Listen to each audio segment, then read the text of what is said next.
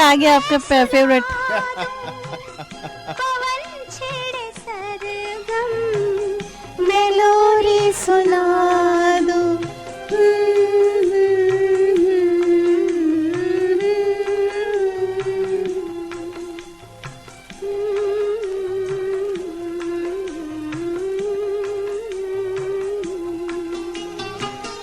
बहुत रात बीती चलो मैं सुना दूं, पवन छेड़ सरगम मेलोरी सुना दूं।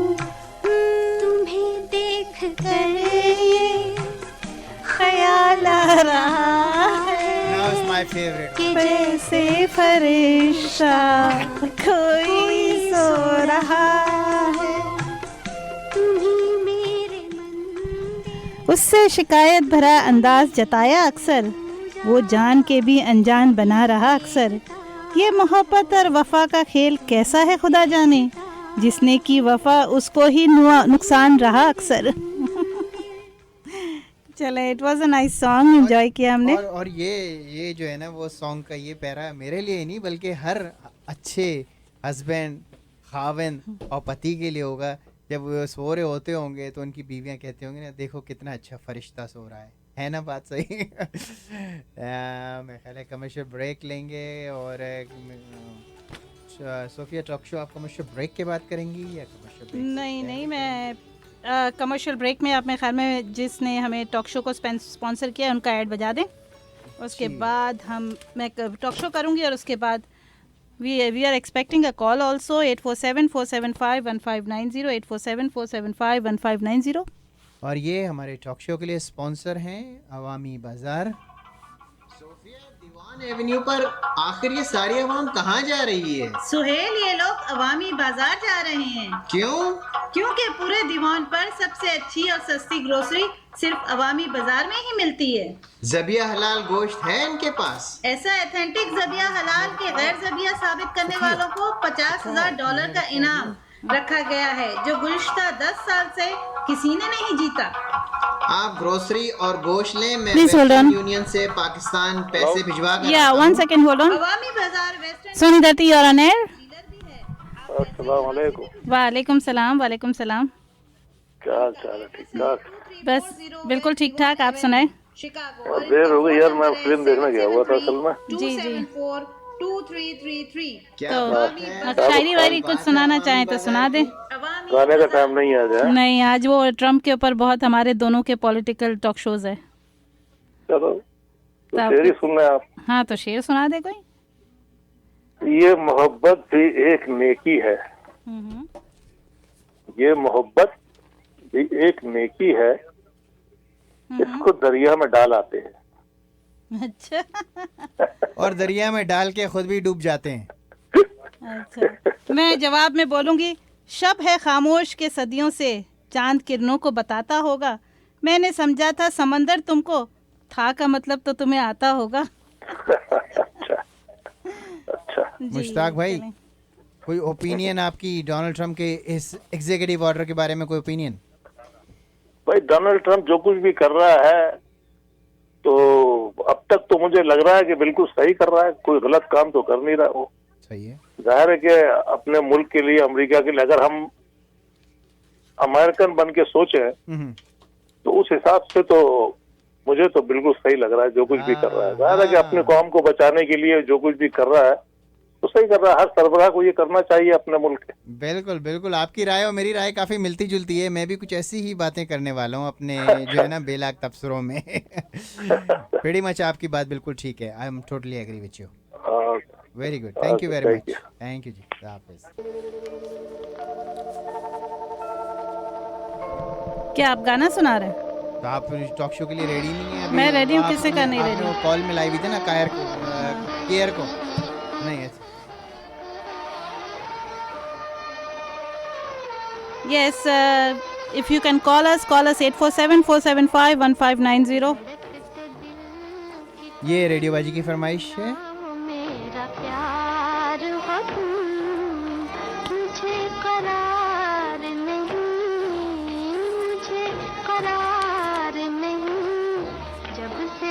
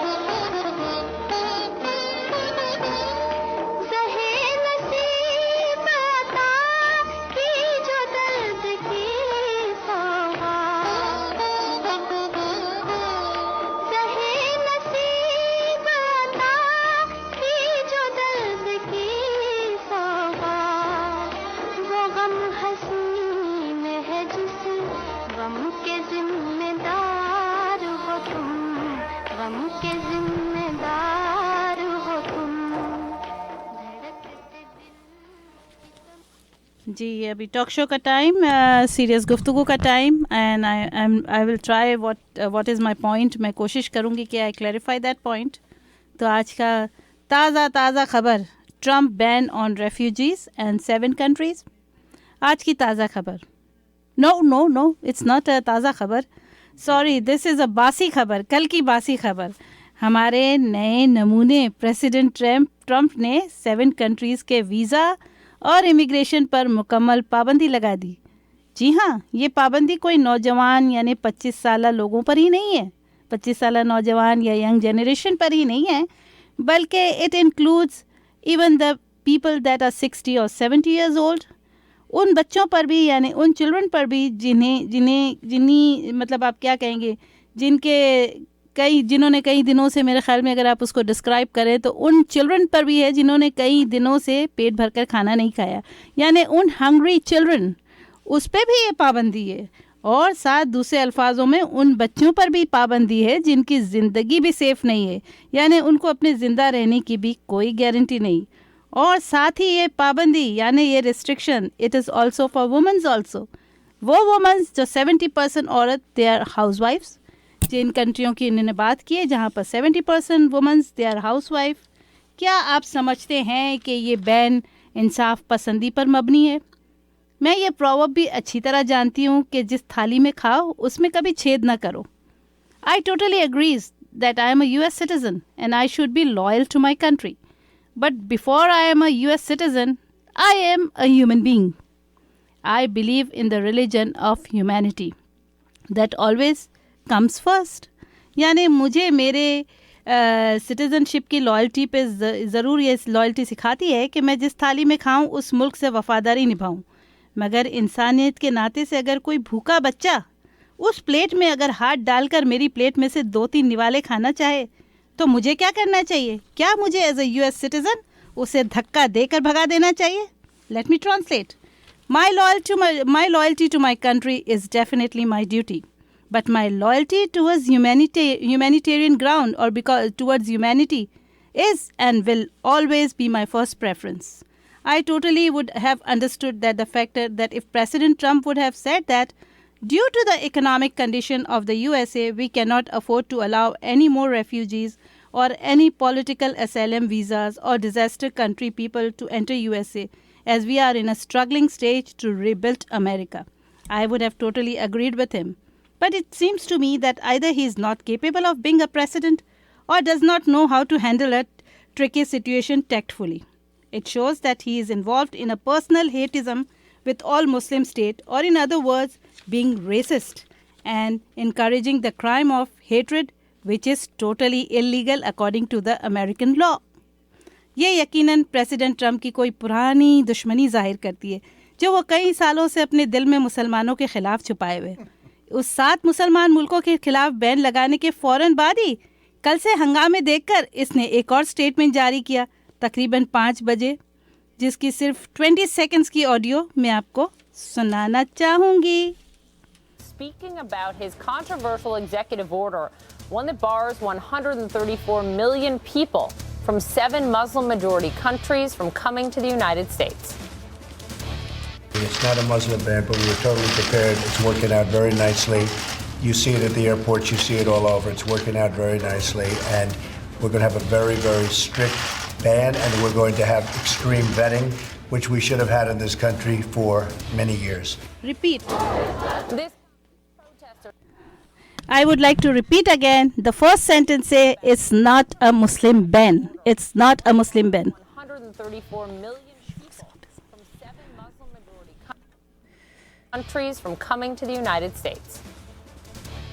It's not a Muslim ban, but we were totally prepared. It's working. Did you listen again? Let me play again one more time. He's saying it's not a Muslim ban. Working out very nicely. You see it.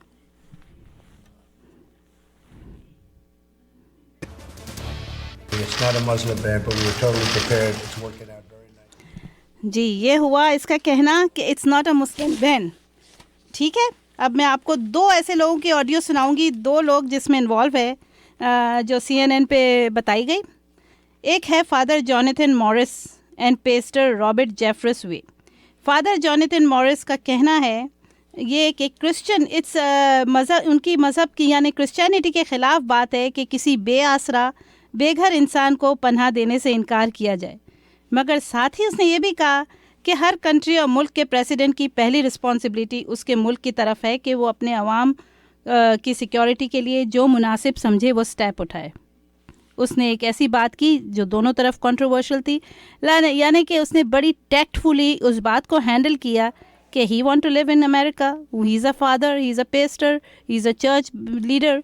सो उसने ऐसी दो बातें की कि जिससे उसको click ना किया जाए। मगर आप उसका क्या करेंगे कि यही बात जब उसने स्टेटमेंट दिया प्रेसिडेंट ट्रंप ने कि it's not a Muslim ban, तो उसी के कमेटी के यानी रॉबर्ट जेफरस जो एक सीनियर बैप्टिस्ट है और फर्स्ट बैप्टिस्ट चर्च के डैलस के, वो साथ ही प्रेसिडेंट ट्रंप के फेथ एडवाइजरी काउंसिल मेंबर है। I repeat again, he is the faith advisory council member for president Trump.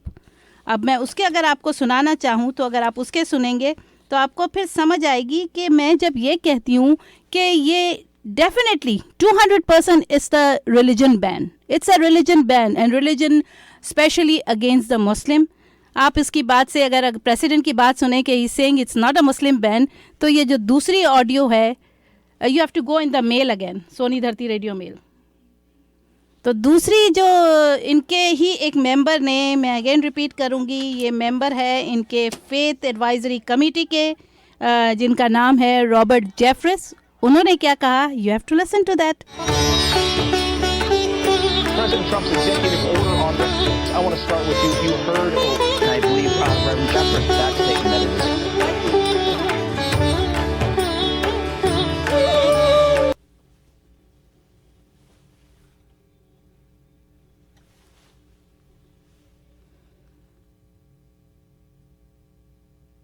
President Trump's executive order on refugees.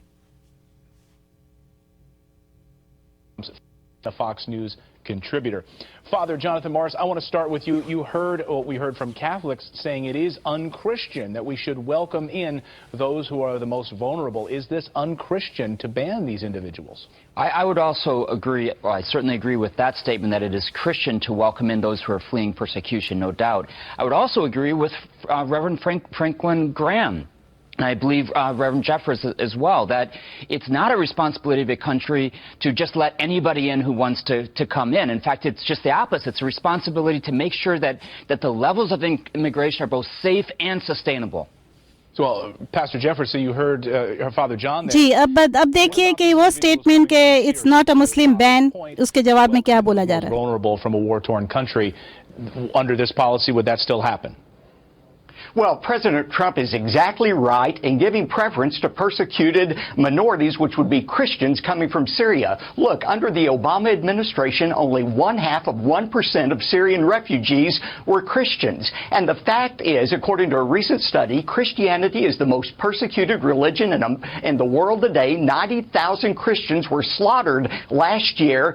And another study said 9 of the 10 top nations persecuting Christians were Muslim-majority nations. And so I think the president is exactly on target in righting this wrong created under the Obama administration of discriminating against Christians. Pastor Jeffress, I think one thing is to say that Christians are, by doubt, the most persecuted religious group in the world right now. No doubt, I agree with you. But then to go to say, therefore, President Trump is 100% right in this order, I think is a mistake. Let me tell you why. I'm total agreement that there can be a time for a temporary ban in some countries. If those countries are unable to vet their people, or if we're unable to vet them. The mistake, I think, was, and I hope it's changed, is to make an indefinite ban in Syria for refugees. That was the mistake, and it's a mistake because all sorts of misinformation about it is created by Hollywood and others, saying it's a Muslim ban. It's not, but saying it's an indefinite ban instead of a temporary ban like in other countries. Well, Father Jonathan, let me just say, I think that's what you're going to see, that it is going to be temporary until we're able to vet these people more carefully. And I think you would agree with me that some people need more scrutiny than others. जी, अब आपने ये दो contradictory statement सुना, first statement that President Trump is saying that it's not a Muslim ban, and second, उन्हीं की team का president Trump faith advisory council का member जो अंदर की बात जानता है, उसने ये बताया कि ये सब बैन क्यों लगाया गया है, एंड इट्स वेरी क्लियर कि वो जिस तरह बता रहा है और जिस तरह वो मज़हब क्रिश्चियनिटी को बार बार उजागर कर रहा है, उससे आपको पता चल गया ना कि ये किस लिए बैन लगा है। तो ये जो कंट्रोवर्शियल और ये जो प्रेसिडेंट ने आते ही जो झूठ और ये लाइज बोलना शुरू किया है, do you think he is trustworthy? Is he trustworthy to run a country like that? I know मैं आप लोग मुझसे नाराज़ होंगे या जो भी हो, I really believe I am loyal, मैं अपनी कंट्री से लॉयल हूँ, I am a US citizen, लेकिन मेरे ख्याल में या तो he is not capable of being a president, इसलिए कि first the president should learn how to handle every situation tactfully.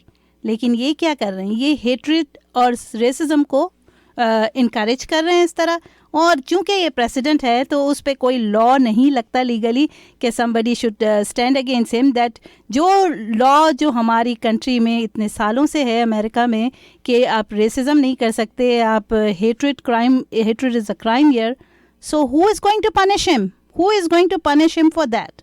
आप अगर सबसे पहले आई बिलीव कि हम जिस कंट्री में पैदा होते हैं दैट इज़ अवर मदरलैंड, या फिर हम जिस कंट्री में हम जाते हैं जहाँ का रिस्क हमारी नसीब में लिखा होता है, we go to that country, we become citizen.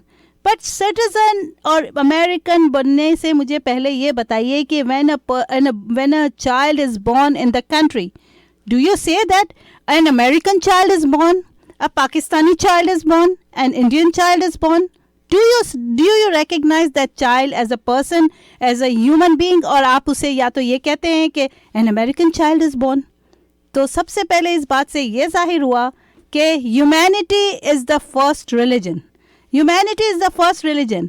और आई अग्री कि अगर ट्रम्प ये कहते हैं, प्रेसिडेंट ट्रम्प, कि we are in the process of rebuilding America and America is facing a lot of struggle and lot of economic condition is going so low और going bad to verse, तो हम कोई भी शायद उनके इस बात के अगेंस्ट नहीं होता इस बैन के, लेकिन चूंकि उन्होंने वो 7 मुस्लिम कंट्रीज़ पे बैन लगाया जो सबके सब Muslim country, why not include the Korea thing, why not include another country? किसी और कंट्री पे क्यों उसने बैन नहीं लगाया, क्यों ये सारी मुस्लिम कंट्रीज़ पे बैन लगाया? एंड देन उसके जलते पे तेल का काम किया है उसके अपने ही एडवाइजरी काउंसिल मेंबर ने, जिसने क्लियरली कहा कि अकॉर्डिंग टू द ट्रम्प के क्रिश्चियनिटी के साथ बड़ी नाइंसाफ़ी हुई है, इस मज़हब इस रिलीजन के साथ बड़ा डिस्क्रिमिनेशन हुआ है।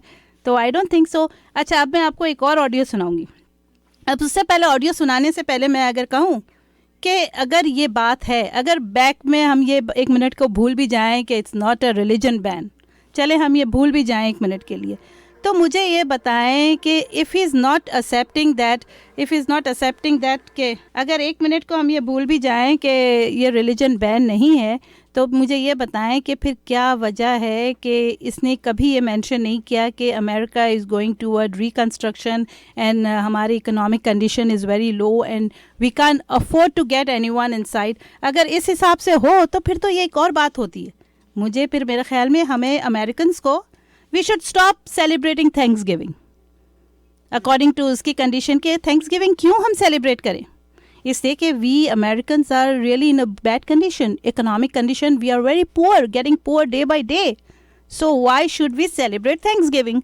तो ये शोशा जो हम थैंक्सगिविंग का करते हैं, इतनी सी बात है कि हम अफोर्ड नहीं कर सकते तो हम कह दें ये अफोर्ड नहीं कर सकते, मगर he did the situation, he handle the situation very very badly, और इट्स ये हमारे कंट्री के लिए भी बुरा है। It's giving a negative image of USA all over the world.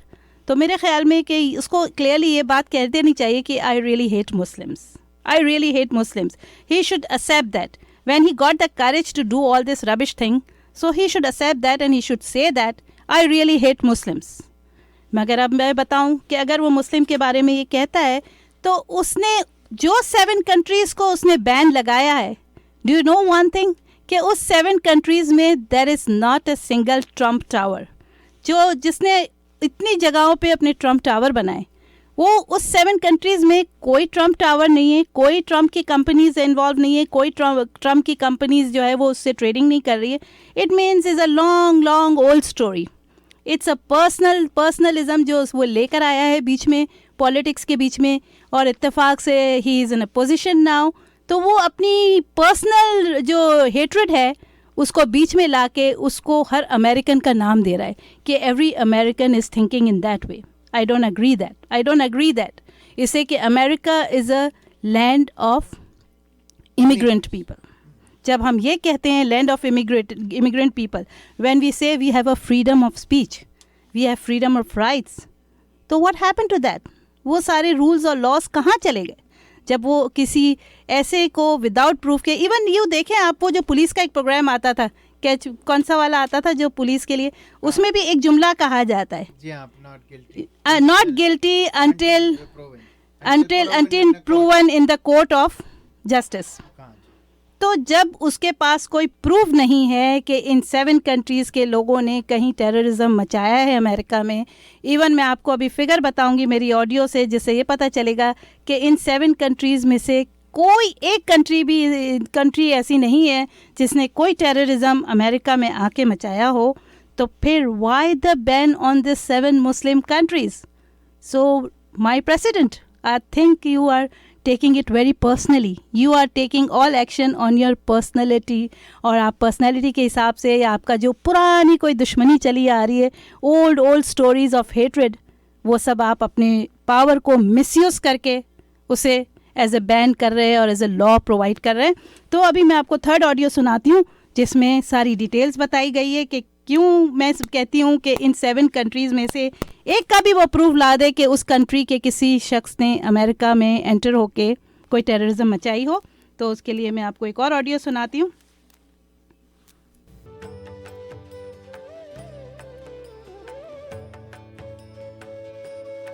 Right this minute, no, I really can't. It's frozen for some reason. You just can't mess with it.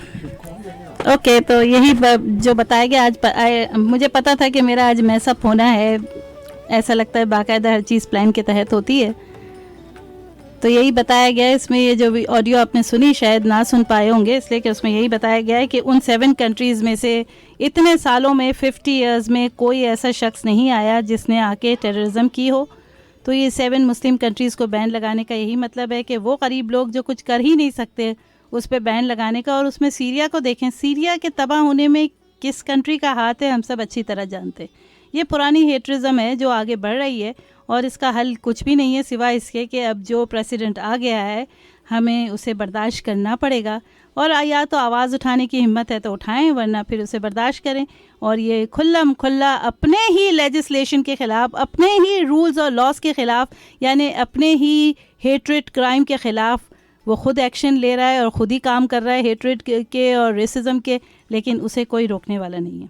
तो मेरा आज का यही टॉक शो था कि we should stop Thanksgiving also. America में Thanksgiving मनाने का it doesn't make any sense if you can't even, मतलब आप can't afford any refugees also in the country. Even Canada ने भी कह दिया कि मैं इन रेफ्यूजीज़ को लेने को तैयार हूँ. सब जब कह रहे हैं पूरे वर्ल्ड ऑल ओवर के कोई किसी को नुकसान पहुँचाने वाले नहीं है, तो फिर इनका ये काम मुझे समझ नहीं आता. सोनी दत्ती और अनर जी, अस्सलाम वालेकुम. जी वालेकुम सलाम. मैं ये कहूँगा कि मैं आपकी हर बात से सहमत हूँ, यानी कि राजी हूँ, और आपने बिल्कुल ठीक कहा. मगर ये प्रोपेगेंडा जंग है, इसमें प्रोपेगेंडा ज्यादा है और दिखाया कहीं और जा रहा है, करा कुछ और जा रहा है. अच्छा. क्योंकि आपको मालूम है कि ऑनलाइन जो है एप्लीकेशन भी ली जा रही है कि जो वॉल मैक्सिको में बनाई जा रही है मैक्सिको के खिलाफ, उसके लिए आप जॉब के लिए भी अप्लाई कर सकती हैं. बड़ा जॉब वहां पे शुरू किया जा रहा है और तवज्जो इधर दिखाई जा रही है ताकि लोगों की तवज्जो वो जो मैक्सिको के लिए वॉल बनाई जा रही है उस तरफ से हटाई जा सके. हाँ, हो सकता है ये भी मुमकिन है. क्योंकि आपको तो मालूम है कि भाई ये जो है टेक्सास, न्यू मैक्सिको, कैलिफोर्निया, ये तीनों मैक्सिको का हिस्सा थे पहले, अमेरिका में आने से पहले.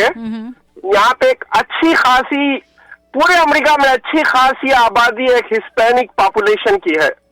हिटलर के साथ में यही हुआ था कि उसने जब ये यहूदियों के खिलाफ वॉर शुरू करी थी तो वो ये चीज को भूल गया था. उसके इंटेलिजेंस में, उसकी आर्मी में, उसके हर शोबे में बहुत सारे यहूदी मौजूद हैं जो उसको बहुत बुरी तरह नुकसान भी पहुंचा सकते हैं, और वही हुआ, आखिर उन लोगों ने उसको नुकसान भी पहुंचाया।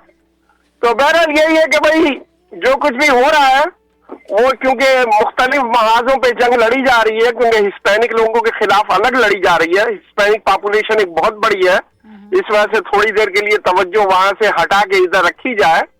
और आपने ये बिल्कुल सही कहा, दुबई में इनके कैसीनो है और दुबई में इनकी बिल्डिंगें हैं और सारी बड़ी बड़ी यानी कि जो महंगे कंट्रीज हैं वहां पे इसके बिजनेस हैं, चाहे वो मुस्लिम हो चाहे वो कोई भी हो। ये जो है ये दिखावे का है, ये सारी ड्रामेबाजी। जो बेचारे गरीब कंट्री वाले जो कि किसी किस्म का इसके वो फाइनेंशियली कोई नुकसान नहीं पहुंचा सकते, उनको टारगेट बनाया गया है, और कुछ नहीं है। मतलब बहरहाल देखते हैं आगे, यानी कि अभी तो टाइम ये है कि खामोश होकर के आदमी देखे कि भाई आगे होने वाला क्या है। बिल्कुल सही आपने कहा। शुक्रिया जी, खुदा जी शुक्रिया, खुदा हाफिज। अगर आपको भी कोई राय देनी हो 847-475-1590 847-475-1590। आप क्या समझते हैं कि डोनाल्ड ट्रंप के मुतालिक जो अभी सारी कुछ सोफिया ने क्लिपिंग्स के ज़रिए और अपनी धुआंधार तकरीर के ज़रिए जो बातें की, मैं ज़रा से मेरा जो पॉइंट ऑफ व्यू है, जो मेरा तज्ज़िया है वो ज़रा सा इनसे मुख्तलिफ होगा। लेकिन अगर आपको इनकी राय पे कोई अपनी राय देनी है तो 847-475-1590। सोनी दत्ती और अनैर। बाकी मैं ये कहूंगा कि मुश्ताक साहब और सोहेल साहब जो ना प्रोपेगेंडा जंग का शिकार है और अंडर इन्फ्लुएंस है इन लोगों के, कि जो कुछ इनको कहा जा रहा है उस प्रोपेगेंडे में बहुत बुरी तरह इसके इन्फ्लुएंस में आ चुके हैं। असली चीज का इन लोगों को पता नहीं है। जावेद भाई अभी तक आपने मेरी राय तो सुनी नहीं। सुनी दत्ती और अनैर, जब मेरी राय सुनेंगे उसके बाद। जी वालेकुम सलाम। देखिए डोनाल्ड ट्रम्प का जहाँ तक ताल्लुक है ना, तो वो तो अपने जो उसने कानून किया है सही किया है, सही कर रहा है अपनी कौम के हक में। लेकिन मैं कहता हूँ कि हकल भी किसी की नहीं होनी चाहिए, है ना। अगर ये बात है तो वो अपनी कौम के लिए सही कर रहा है, ठीक है, उसने भी कानून निकालना कर सकता है। आपने एक मिसाल सुनी जिसकी लाठी उसकी भैंस। लेकिन ये है कि हम लोग भी किसी उम्मीद से यहाँ पे आते हैं सब, तो ये हकल भी किसी साथ नहीं होनी चाहिए। बिल्कुल, यहाँ की जड़ों में हमारा भी खून बसा है, इसलिए कि हम भी लोग मेहनत करके बिल्कुल सही है, मेहनत करते हैं तो हमारे भी कुछ राइट्स होने चाहिए। हाँ, मैं वही कहना चाह रहा हूँ कि हकल भी हम लोगों के साथ भी किसी के साथ भी। शुक्रिया, ये चीज है। इसका मतलब है कि ट्रम्प साहब तो यही चाहते हैं कि यहाँ पर सिर्फ गोरे रह जाएं, सारे गोरे घूम रहे हों और सारे काले पीले सारे बाहर निकल जाएं। तो ये उसके अपनी कंट्री थोड़ी है, he is just a president, he is not the owner of this country. Okay जी सामीन अपनी आवाज मिलाना चाहें तो 847-475-1590 आप लोगों को। हाँ जरा मुझे ये बताइए कि जो लास्ट ऑडियो मैंने प्ले की, डिड यू पीपल, मतलब आप लोगों को सुनाई दी जो मैंने लास्ट ऑडियो प्ले की थी 4 मिनट्स की, आप लोगों को सुनाई दी या नहीं दी? और क्योंकि थोड़ा सा मेरा भी टाइम है, लेंगे कमर्शियल ब्रेक। लेकिन अगर इस कमर्शियल ब्रेक में आपको कोई राय देनी है तो I can stop my commercials, because आपकी ओपिनियन बहुत ज़रूरी है आज। सोनी दत्ती और अनैर, हेलो जी, किसी ने इरादा चेंज कर दिया, चलें। और वैसे जो लीगल लोग हैं वही सिर्फ ओपिनियन दें, इलीगल लोगों का कोई प्रॉब्लम हो सकता है। तो मैं पहले आपको जो है ना वो वार्निंग दे दे रहा हूँ कि इस रेडियो वॉइस, वैसे तो speech of freedom of speech जो है ना वो कम्प्लीटली जो है ना वो होती है, लेकिन फिर भी इलीगल लोग जरा जो है ना वो। सोनी दत्ती और अनैर, अस्सलाम वालेकुम। जी वालेकुम सलाम। आखिरी वाली वीडियो की आवाज नहीं आई थी, बाकी बिल्कुल नहीं आई थी ना। हाँ बिल्कुल नहीं आई थी। हाँ उसमें और दूसरा मैंने ये कहना था कि ये इन्हीं के अपने जने हुए तो हैं जो जिनको अब वो टेररिस्ट का नाम दे रहे हैं कि ये मुस्लिम कंट्री, इन्होंने जाकर खुद ही वहाँ पे पंगे लिए हैं। हाँ, मुस्लिम नहीं आए थे यहाँ पे। वही ना, सीरिया को तबाह करने में किसका हाथ है? और अब ये अपना हाथ है इनका। तो अब ये लोग कह रहे हैं तो अल्लाह बेहतर करे, मुस्तकबिल में अल्लाह मियां बेहतर करे, लेकिन हालात कुछ अच्छे नहीं लग रहे। हाँ बिल्कुल सही कहा आपने, हालात बिल्कुल अच्छे। और मुझे कभी कभी ऐसा लगता है कि ये ट्रम्प की जो है, प्रेसिडेंट ट्रम्प की वो है कि मतलब उसमें टैलेंट नहीं है कि किसी चीज़ को वो टैक्टफुली हैंडल करे। मेरा ख्याल था अगर वो ये कहता है कि फाइनेंशियल कंडीशन अमेरिका की ठीक नहीं है और अभी हम नहीं ला सकते, रेफ्यूजीज़ को एंटर होना नहीं दे सकते, तो ये सारा झगड़ा ही नहीं होता। मगर उसने तो अपनी पर्सनल हेटरिज्म बताई है ना। जी ले कमर्शियल ब्रेक, और आप अपनी राय देते रहें, जो भी इससे मुतालिक अपनी राय ज़रूर देते रहें। राय का इज़हार करना बहुत ज़रूरी होता है। किंग्समैन सौराव हलाल सेक्शन ऑफ यूएसए की का कुर्बानी अपनी किसी तकरीब के लिए ताज़ा अपनी निगरानी में बकरे ज़िबा कराएं या खुद ये फरीज़ा अंजाम दें। अशरफ पटेल की निगरानी में पूरी फैमिली के साथ किंग्समैन स्लॉटर हाउस आएँ, पिकनिक भी मनाएं, ताज़ा बकरे गोश्त भी अपने साथ लेके जाएँ, सरिया बोर्ड से मंजूर से रहें। रिटेल और होलसेल से भी कम कीमत में। इनका एड्रेस है 2060 to 60 south Kingsman road, Kingsman Illinois, Monday through Friday सुबह 7 बजे से 3:30 बजे तक खुले रहते हैं। फ़ोन करें 773-610-4995 और हमें फ़ोन करें अपनी राय के लिए 8474751590। सोफिया काफ़ी गुस्से में नज़र आ रही हैं मुझे यहाँ से। नहीं, मेरे को लास्ट ऑडियो का बड़ा अफसोस हो रहा है, वो बहुत इंपॉर्टेंट ऑडियो थी जो पता नहीं किस तरह सिस्टम से वो कर दी गई है। जी ये तो आप सोनी दत्ती और अनर जी अस्सलाम वालेकुम। जी वालेकुम सलाम।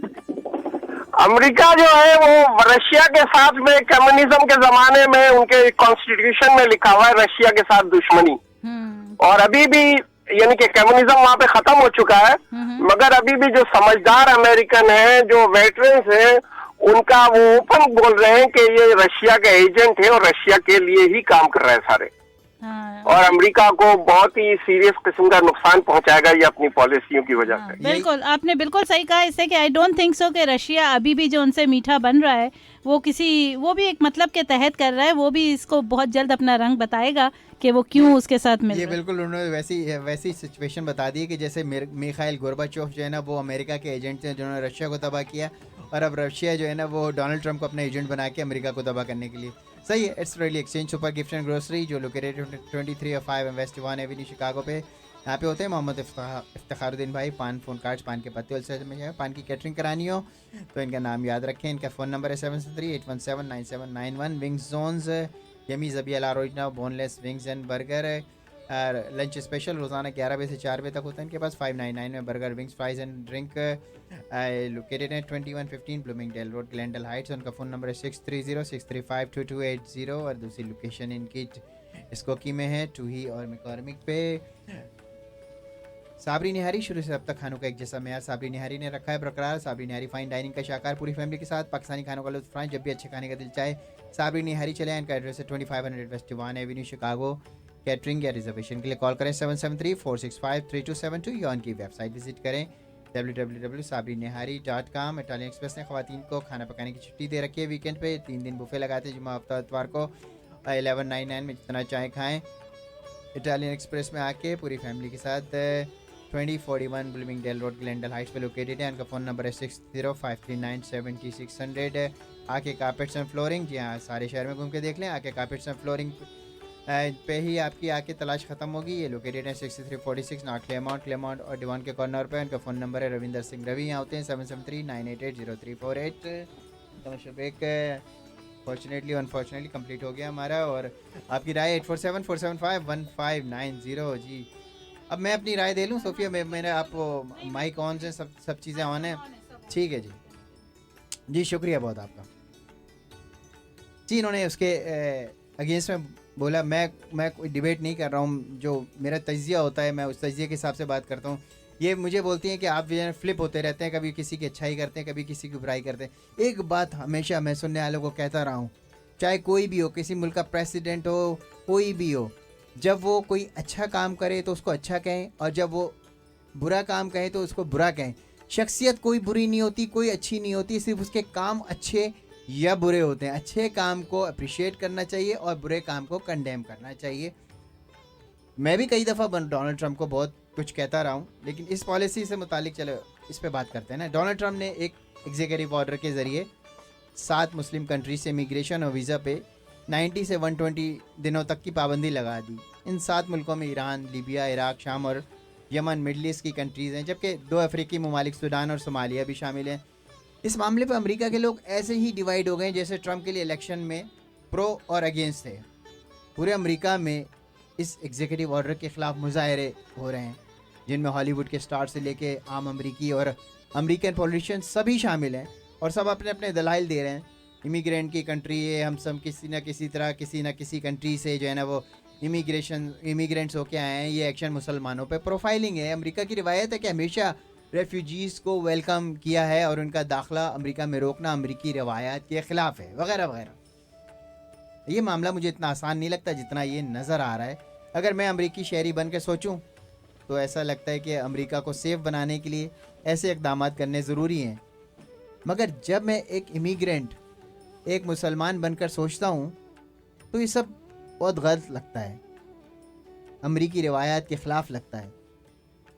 लेकिन एक तरह से ठीक भी लगता है कि जब इन लोगों पर अमेरिका के दरवाजे बंद होंगे तो फिर ये लोग अपनी कंट्री में रहकर उसी को रीबिल्ड करने की कोशिश करेंगे और अमेरिका के पास भी हर दहशतगर्दी के इल्ज़ाम मुसलमानों के जवाब जो हैं वो भी कम हो जाएंगे। और अगर हर मुस्लिम कंट्री का शहरी इसकी तबाही के बाद भागकर अमेरिका और यूरोप आ जाएगा तो फिर इन कंट्रीज़ की प्रॉब्लम को कौन फिक्स करेगा? और अगर चॉइस ख़त्म हो जाए तो सोचेंगे अपने मुल्क के मसाइल पे कैसे जो है ना वो काबू पाया जाए। मेरे ख्याल से अमेरिका आ जाना और अपनी जान बचा लेना और मुल्क को बेयार और मददगार छोड़ देना, it's not a better option. ये वक्ती बबल है, खूब शोर मचेगा, लोग एहतजाज करेंगे और फिर आहिस्ता आहिस्ता डाई डाउन हो जाएगा। मगर मेरे ख्याल से लॉन्ग टर्म में ये पॉलिसी मुसलमानों के लिए फ़ायदा मंद साबित होगी। अगर मुझे सामीन कोई रोज़ाना रोटी खिलाता रहे तो मैं खुद जो है ना वो हाथ पाँव नहीं मारूंगा ना, मगर जैसे ही मेरी रोटी कोई खिलाना बंद कर देगा तो मैं खुद हाथ पाँव मार के अपनी रोटी के लिए एफर्ट्स करूंगा। ऐसे ही ये बैन का ऑर्डर वक्ती तौर पर तो बुरा लग रहा है, मगर लॉन्ग टर्म में ये इन 7 मुसलमान मुल्कों के लोगों को सेल्फ रिलायंस और आपस के मसाइल हल करने का बाइस बनेगा। तो हो सकता है ट्रम्प का ये बुरा ऑर्डर मुसलमानों में तरक्की के दरवाजे खोलने में मददगार साबित हो। कम से कम मैं तो ये समझता हूँ। ट्रम्प अच्छा है या बुरा ये कहना भी काबिल वक्त है, मगर बड़बड़ी या चर्ब ज़बान ज़रूर है। मगर ओबामा की तरह मीठा मीठा बोलकर आईसिस क्रिएट करके 2 मुसलमान मुल्कों सीरिया और लीबिया को ठिकाने नहीं लगा रहा, सिर्फ बैन लगा रहा है। मेरे जैसे तजिया निगार ये ज़रूर कहेंगे कि ट्रम्प खुदगर्ज ज़रूर है, लेकिन सीधा और खरा बंदा है, बात मुंह पे कह देता है। इसीलिए मैं समझता हूँ कि इसके 4 साला दौर में या तो बहुत से दुनिया के मसाइल हल हो जाएंगे या बहुत बिगड़ जाएंगे, और इसकी सदारत में मसले कश्मीर का हल भी होने के बहुत इम्कानात हैं। कोई सीधा सा ऑर्डर देकर इस मसले को हल कर देगा, ना कि बातों को घुमाता फिराता रहेगा। ये भी मेरी बात है कि जो मैंने इन लोगों की जो कन्वर्सेशन जो मैंने पढ़ी है, जो सुनी है नवाज शरीफ की और डोनाल्ड ट्रम्प की, से लगता है कि इसकी सदारत में मसला कश्मीर भी हल हो जाएगा। और पाकिस्तानी सियासतदानों को भी चाहिए कि इस मौके से फ़ायदा उठाकर ट्रम्प के साथ अपने मुआशी मुस्तकबिल के लिए अपने अहम मामलात स्ट्रेट फॉरवर्ड होकर डिस्कस करें। ये बैन का झाग जो है वो थोड़े दिनों में बैठ जाएगा, मगर उन मुसलमान लोगों को खुद कुछ करने के लिए लगन सिखा जाएगा। वो कहा था ना इकबाल साहब ने कि खुद ही को कर बुलंद इतना, तो बुलंद करने के लिए खुद ही को कहीं ना कहीं से कोई आपको बिल्कुल डीप डाउन जाना पड़ता है, तभी आप अपनी खुदी को बुलंद करने का सोचते हैं ना। दूसरी जंग अजीम के बाद जर्मनी सीरिया और इराक से भी ज़्यादा तबाह हो गया था सामने। हर तरफ खंडरात थे, मिलियंस ऑफ पीपल मौत की नींद सो गए थे, मगर फिर वहाँ मौजूद लोगों ने अनथक मेहनत की, दिन रात मेहनत की। हर जर्मन अपने ऑफिस आवर्स के बाद 2 घंटे मुफ्त काम करता था, आपस के अख्तलाफात ख़त्म किए, वॉल ऑफ बर्लिन को गिराया, और आज 50-60 सालों में जर्मनी दुनिया की 4थी बड़ी इकॉनमी है। तो आज इन मुसलमान मुल्कों को भी तो इन मिसालों को सामने रखकर आपस के अख्तलाफात भुला के अपने मुल्क को रीबिल्ड करने की कोशिश करनी चाहिए, ना कि अमेरिका के बैन लगाने का रोना लगना चाहिए। हो सकता है ये बैन इन मुसलमान मुल्कों को अपना जवाल नज़र आए, मगर यही जवाल उरूज का बाइस भी बन सकता है। ये मेरी ओपिनियन है इस बैन के ऊपर। आप मुझसे इत्तफाक करें ना करें, लेकिन ये मेरा तज्जिया है। और अगर आप इजाजत दे तो मैं आपकी तज्जिए का जवाब दे दूं। जी बिल्कुल दें। अब आपकी बारी। आप जो सोमालिया और ये जो गरीब कंट्री का कह रहे हैं कि ये अपने पैर पर खड़े हो जाए, तो आप अगर बताएं कि एक कैंसर का मर्ज हो, कैंसर का मर्ज को आप पहले ठीक करेंगे या कैंसर के मर्ज को पहले खाना खिलाने का सोचेंगे? खाना उसका हल नहीं है। जिसके वसाइलों को आपने इतनी तबाही तक पहुंचा दिया, उसके बाद आप उसे धक्का भी दे रहे हैं। अगर इतने अच्छे हैं ट्रम्प तो ठीक है, अगर वो समझते हैं कि बैन लगा के, सोहेल ये समझ रहे हैं कि बैन लगा के उनको हिम्मत आ जाएगी, तो एटलीस्ट ऑप्शंस तो बताएं ना। अगर वाकई इतने अच्छे तो बैन लगाने के साथ वो ऑप्शंस भी कहें कि ठीक है मैं इतने फाइनेंशियल सपोर्ट देने को तैयार हूँ इन कंट्रीज़ को, जिनको 7 कंट्रीज़ को मैं बैन लगा रहा हूँ, तो उस बैन के बदले में उनको स्ट्रगल के लिए, उनको सर्वाइव करने के लिए I am going to support them financially. क्या इसने ये कहा? सुपर पावर है, उसने तबाही तो मचा दी, लेकिन किसी कंट्री को रिबिल्ड करने के लिए did he give any options?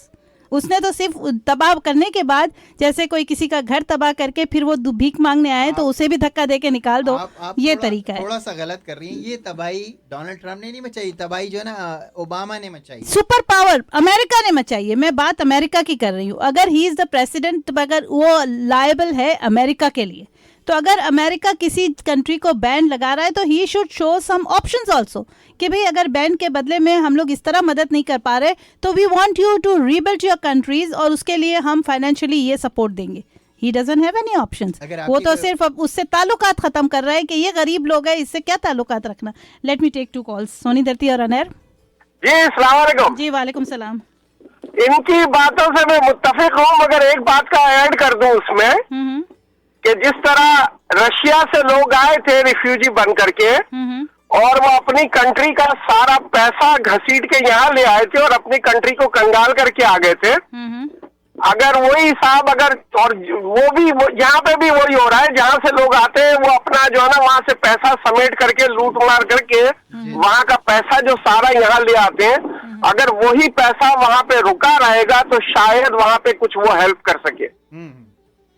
बिल्कुल सही है, बिल्कुल एग्जैक्टली, बिल्कुल आपने ठीक पिन पॉइंट सोनी धरती और अनैर, वो लोग वहीं रहे। वालेकुम सलाम। मैं ये कह रहा हूँ कि शायद एक बात आप दोनों जन शायद मिस कर रहे हो जो मुझे बतानी है कि अगर ये उस हद तक करता ना, आप कह रहे हो कि चलो ये 7 कंट्री से किया, मैंने बोला ये 7 कंट्री नहीं, वो किसी से भी ये चीज करता ना तो वो गलत था, सारी मुसलमानों का करता है, ऐसा नहीं है। ह्यूमैनिटेरियन ग्राउंड पे गलत है। पर मेरी बात पूरी सुने, 2 मिनट बाकी है। मैं ये कह रहा हूँ कि आप लोग एक बड़ी चीज मिस कर रहे हो कि अगर ये वहां तक लेके जाता ना हद तक कि हमें वीजा सिस्टम चेंज करनी है, वीजा नहीं देना है या इलीगल को निकालना है, वहां तक तो सही था, लेकिन ये कहीं से भी ये इसका वो चीज करेक्ट नहीं कर रही है कि वो ग्रीन कार्ड होल्डर के जो यहाँ से कितने सालों से रहते हैं, अपनी यहाँ पे उन्होंने पूरी एसेट लगाई हुई है, अपनी जान लगाई है, इस अमेरिका को बिल्डअप करने में अपना कंट्रीब्यूशन दिया हुआ है। और दूसरे सिटीजन यहाँ पे काफी टाइमों से जो अभी उससे एक निकाला नया कि जो ड्यूल सिटीजनशिप रखेगा उनको भी मतलब कि वो लोग 90 डेज के लिए डिटेंशन में डालेंगे। मैं ये कह रहा हूँ कि सिटीजन और ग्रीन कार्ड होल्डर कोई ऐसा नहीं है, मतलब ग्रीन कार्ड तो कोई भी ऐसा नहीं है, वो अपना डेमोक्रेटिक कह रही है कि जिन्होंने कहीं एक स्कूल में भी कोई फायरिंग की हुए, और दूसरा उनका कंट्री उसका बिल्डअप में कंट्रीब्यूशन है अमेरिका का, जैसे दूसरे ग्रीकियों का है, जैसे दूसरी कौमों का, इस तरह इन लोगों का भी, चाहे कोई भी हो, मुसलमान हिंदू कोई भी हो, ग्रीन कार्ड जो यहाँ पे 32 साल से 30 साल से 25 साल से 20 15 साल से 11 साल से जो रहते हैं, उनको ऐसे एक फैमिली को डिवाइड करना कि अगर एक फैमिली के आधे मेंबर अगर वहां अगर कोई विजिट पे गए हुए हैं तो उनको एयरपोर्ट पे भी रुला रहे हैं 24-24 घंटे, उसको बिठा के फिर बाद में मुश्किल से एंट्री दे रहे हैं, या किसी को एंट्री ही नहीं दे रहे, जर्मनी के अंदर एयरपोर्ट पे लोग बैठे हुए, तो ये तो बताए कि वो प्रोपोगंडा ये कराए कि हम यूनाइटेड फैमिली के ये बनाया हुआ है अमेरिका, और ये डिवाइड कर रहे हैं फैमिली को, और वो भी अचानक। आप कम से कम टाइम दो, अगर किसी को देना भी चाहते हो कि निकालना भी किसी को चाहते हो तो टाइम दो कि भाई इस महीने से इस फलानी तारीख से आप अपना पीतला पोटला बांधे आप जाए, ठीक है, लेकिन ऐसा अचानक जैसे कि ग्रीन कार्ड को रद्दी बना देना और 1 मिनट के अंदर ऐसा फैसला कर देना कि भाई तुम आ ही नहीं सकते हो, तो किसकी यहाँ पे एसेट्स पड़ी हुई, दुकानें ली हुई है, बिजनेस लिए हुए, वो तो सारे वहीं पर रुल गए। चले वो बात तो अमेरिकी अदालत ने जो है ना, तो आप ये चीज मिस पॉइंट, आप पॉइंट मिस कर रहे हो आप लोग, ये बात कि भाई चलो करे, लेकिन मतलब नए आदमी को ना आने दे, इलीगल को निकाले, लेकिन जो पहले तो रहते उनको निकालने का तो अनकॉन्स्टिट्यूशन है यार ये लॉ। नहीं वो तो ये स्टेप जो उसका वो बात तो अमेरिकी अदालत ने ओवर रूल कर दी है ना। सोनी दत्ती और अनैर, उन्होंने अस्सलाम वालेकुम। जी वालेकुम सलाम। मैं ऐलान कर दूं कि उन्होंने 5 मिनट्स हमें और दे दिए कि 5 मिनट्स और शो चलेगा। मैं सोहेल भाई की बात को जरा कंप्लीट करना चाह रही हूँ। जी बोले। वो कह रहे थे ना कि पाकिस्तानी बोले, वो जो शेर बता रहे थे खुद ही को कर बुलंद इतना, तो हम पाकिस्तानियों की खुद ही इतनी नीचे गई हुई है कि वो ऊपर आने में भी टाइम लगेगा। बिल्कुल सही।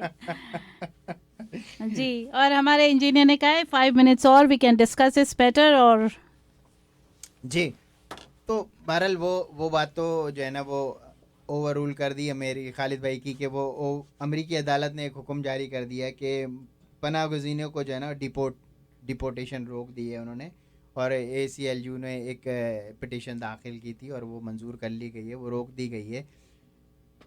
लेकिन मैं यही एक बात कर रहा हूँ कि अमेरिका की ही तरफ पूरी दुनिया के लोग, पूरी दुनिया के मुसलमान अमेरिका ही आने को क्यों हल समझते हैं, अमेरिका ही क्यों आना चाहते हैं। मैंने जर्मनी की मिसाल अपनी उस बात से इसलिए दी थी कि जर्मनी जो आप ये देखते हैं ना, सीरिया और इराक़ और दूसरे मुल्कों की हालतें जो भी तबाह की हैं, जो कुछ भी कॉन्स्पिरेसी के तहत हुआ है, जो भी प्लानिंग के तहत हुआ है, अग्रीड, लेकिन वो सब अगर भाग के इधर आ जाएंगे तो उन मुल्कों को रीबिल्ड कौन करेगा। मेरा कहने का सिर्फ मकसद यही है कि ये हो सकता है हमें वक्ती बैड ऑर्डर जो लग रहा है ये मुसलमानों के लिए जो ना तरक्की की तरफ ले जाए।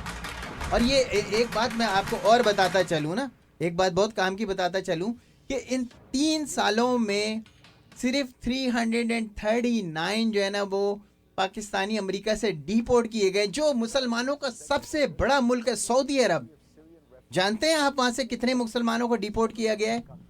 नहीं जानते तो मैं आपको जो है ना फिगर बता देता हूँ। 1,40,000 मुसलमान सऊदी अरब से डिपोर्ट हुए हैं। अब सबको खामोश क्यों लग गई?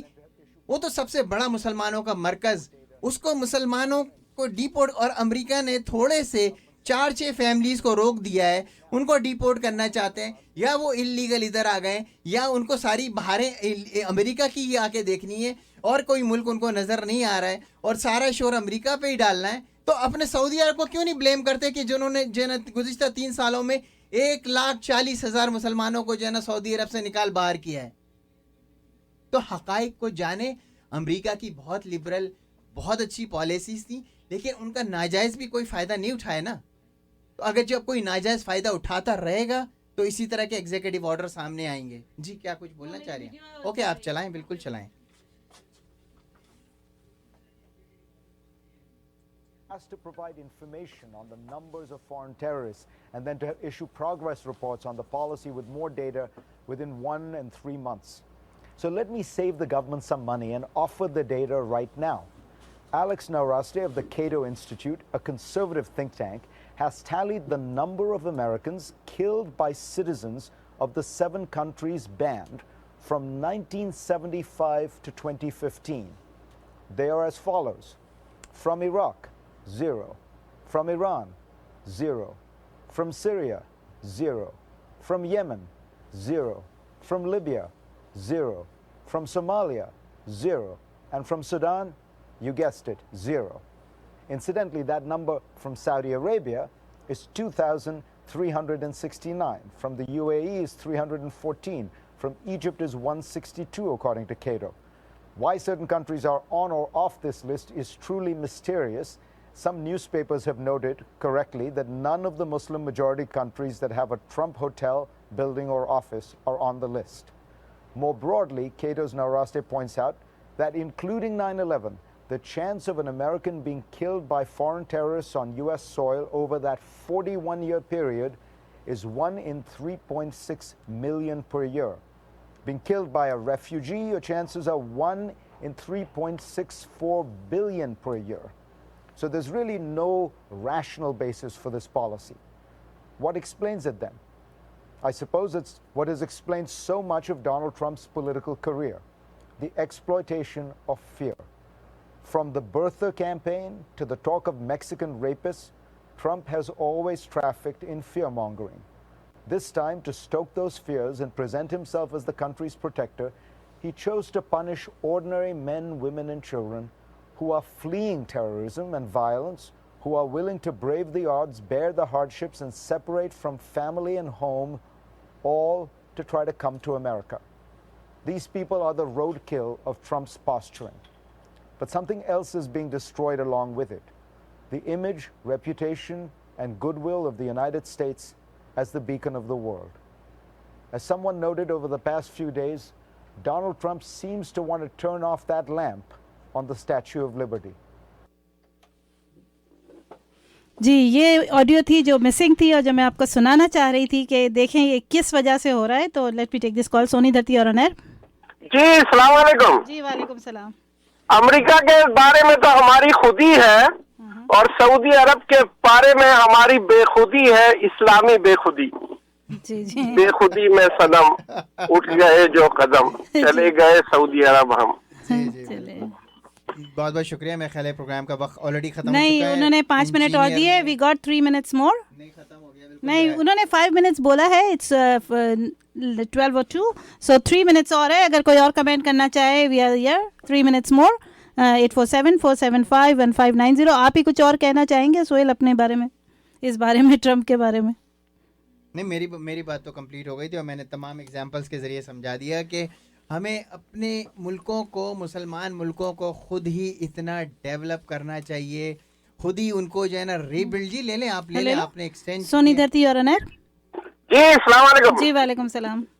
वो मुसलमानों पे इस वक्त वही सिचुएशन है जो एक जमाने में सुलह हुदैबिया में पेश आई थी कि भाई हम जो है तुम्हारे कैदी हमें हर हाल में वापस करने पड़ेंगे और तुम्हारे कैदी अगर हम चाहेंगे तो वापस करेंगे, वरना नहीं वापस करेंगे।